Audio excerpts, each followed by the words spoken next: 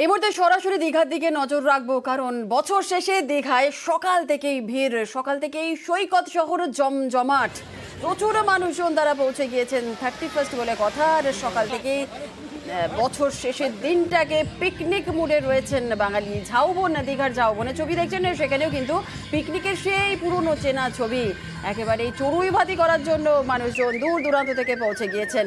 জমজমাট হয়ে রয়েছে দীঘা সমুদ্র পার, সেখানেও কিন্তু পিকনিকে জমে মজেছেন আপামর বাঙালি। পঙ্কজ রয়েছে আমাদের সঙ্গে, চলে যাব সরাসরি পঙ্কজের সঙ্গে কথা বলে নেব। সকাল থেকে দীঘায় ঠিক কি ছবি, 31st সকাল আজ, কি বলছেন যারা পর্যটকরা এসেছেন?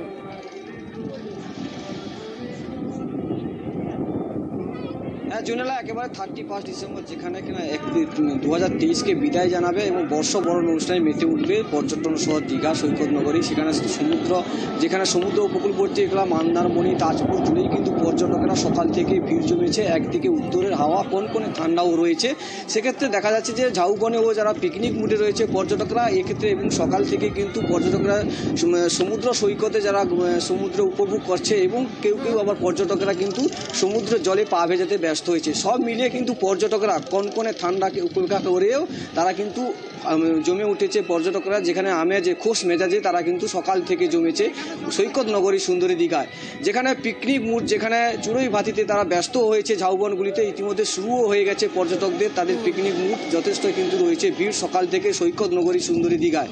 একদিকে প্রশাসনের পক্ষ থেকেও বাড়তি নজরদারি রয়েছে যাতে অপ্রীতিকর ঘটনা না ঘটে, সেক্ষেত্রে তারা যেরকম নজরদারি চালাচ্ছে এবং সমুদ্র সৈকতে বারবার প্রচারও করে যাচ্ছে যারা আসছে পর্যটকরা, যাতে সমুদ্র উপকূলবর্তী এলাকায় নোংরা আবর্জনা, যেখানে প্লাস্টিক বর্জন যেখানে রয়েছে সেখানে প্লাস্টিক মুক্ত করতেও তাদেরকে বারবার সতর্ক জারি করেছেন। সেক্ষেত্রে সব মিলিয়ে কিন্তু পর্যটকরা খোশ মেজাজেই কিন্তু মেতে উঠছে।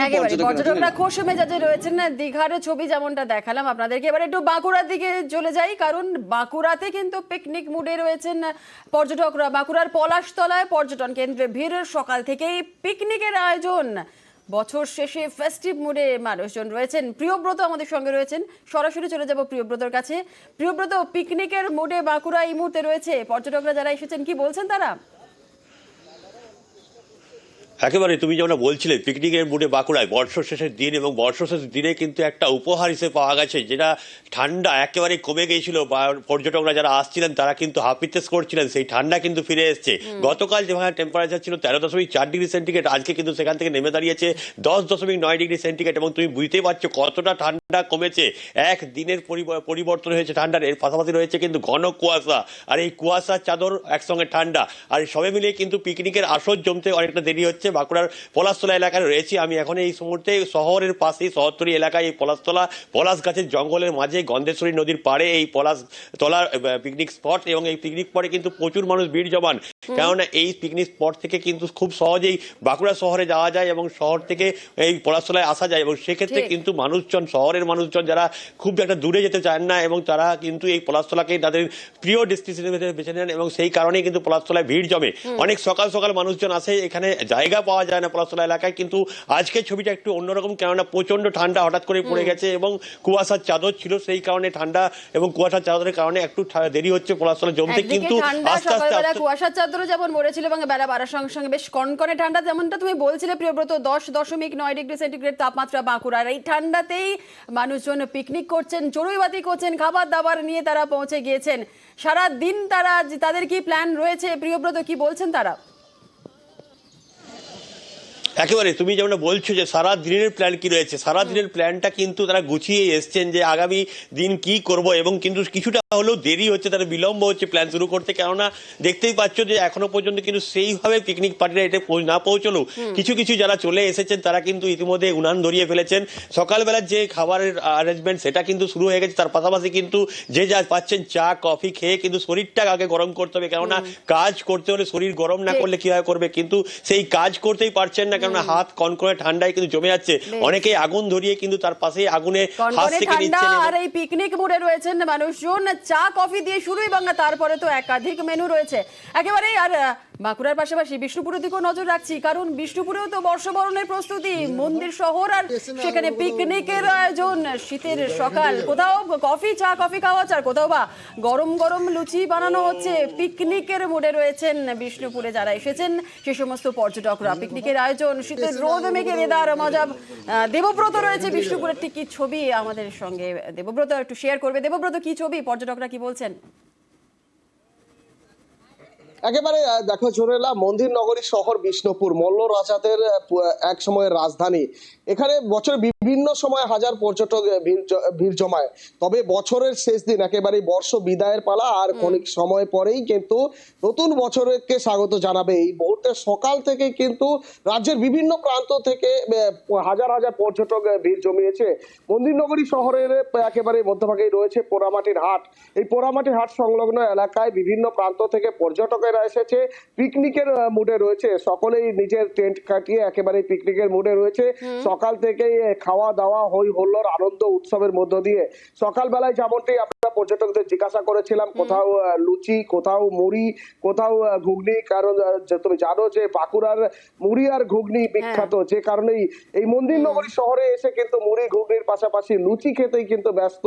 দিনে রয়েছে একাধিক মেনু, সব মিলিয়ে কিন্তু বর্ষ বিদায়ের মুহূর্তে এবং একেবারে বোঝাই যাচ্ছে যে বিষ্ণুপুরেও কিন্তু জমে উঠেছে পিকনিক। লুচি দিয়ে শুরু এবং তারপরে একাধিক খাবার রয়েছে, মুড়ি দিয়েও কিন্তু কোনো পর্যটকরা তারা খাবার শুরু করে দিয়েছেন। আর বাঁকুড়া বিষ্ণুপুরের পর পুরুলিয়ার দিকে তো নজর রাখতেই হবে। পুরুলিয়ার কাঁসাই নদীর পারে পিকনিকে জমজমাট হয়ে রয়েছে। ইন্দ্রজিৎ রয়েছে আমাদের সঙ্গে, ইন্দ্রজিতের থেকে একটু জেনে নেব কাঁসাই নদীর পারে এই মুহূর্তে পর্যটকরা যারা এসেছেন পিকনিক মুডে কতটা রয়েছেন। সকালে কি খাওয়া দিয়ে শুরু হলো তাদের পিকনিক, কি বলছেন পর্যটকরা?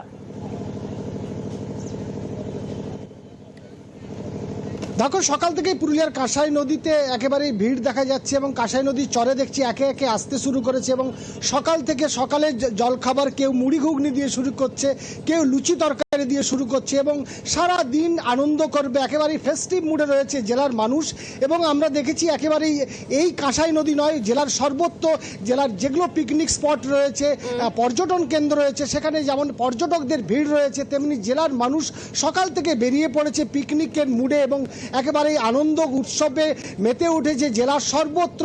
বিশেষ করে পুরুলিয়ার আমরা কাঁসাই নদীর পাড়ে দেখছি, সেখানে পিকনিক করতে ইতিমধ্যেই হাজির হয়েছে, একে একে আসছে, কেউ রাস্তায় রয়েছে, কেউ অলরেডি চলে এসছে। সকালে চা ব্রেকফাস্ট দিয়ে শুরু হচ্ছে, দিনভর খাওয়া দাওয়া নাচ গান চলবে এবং বছরের শেষ দিন যেমন আনন্দ করছে, আগামীকাল একেবারেই নতুন বছর, সেই একই রকম চিত্র দেখা যাবে আগামীকালও।